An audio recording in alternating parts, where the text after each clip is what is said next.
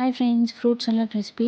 బౌల్‌లో పాలు తీసుకొని స్టవ్ అయితే సిమ్‌లో పెట్టేసి పాలైతే కాగనివ్వాలి. ఈలోపు మనం ఫ్రూట్స్ రెడీ చేసుకుందాం. అన్ని ఫ్రూట్స్ తీసుకోవచ్చు. మన ఇష్టం ఏవి ఇష్టం ఉంటే అన్ని ఫ్రూట్స్ అయితే వేయొచ్చు. ఇలా సన్నగా కట్ చేసుకోవాలి ఫ్రూట్స్ అయితే. నేనైతే ఫ్రూట్స్ అన్నీ సన్నగా కట్ చేసి పెట్టుకున్నాను. అలాగే బాదం, జీడిపప్పును కూడా స్లైడ్ చేసి పెట్టేసుకున్నాను. అవి కూడా సన్నగా కట్ చేసి పెట్టుకున్నాను. మామూలుగా ఫ్రూట్స్ సమ్మర్ స్టార్ట్ అయింది కదా! పిల్లలకి చాలా మంచిదండి. అంటే ఇలా ఫ్రూట్స్ అన్నీ కట్ చేసి ఇస్తే వాళ్ళు తినరు కదా! ఇలా అయితే ఫ్రూట్ సలాడ్ లాగా చేసి పెడితే చల్ల చల్లగా చాలా బావుంటుంది. ఇష్టంగా తింటారు. ఇప్పుడైతే ఇంకా కొన్ని పాలు తీసుకొని అందులో కస్టర్డ్ పౌడర్ అయితే ఒక 2, 3 టేబుల్ స్పూన్స్ వేసి బాగా కలిపేసుకోవాలి. ఉండలు లేకుండా మొత్తం లిక్విడ్ లాగా కలిపి మనం ఫస్ట్ కాగపెట్టి పెట్టేసుకున్నాం కదా పాలు.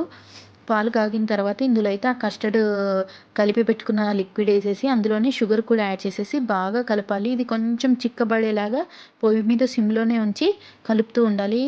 ఇలా ఒక గరిటెతో ఎప్పుడు కలుపుతూ ఉండాలి. లేకపోతే అడుగు అంటుకుంటుంది. అందుకని ఎప్పుడు కలుపుతూ ఉండాలి.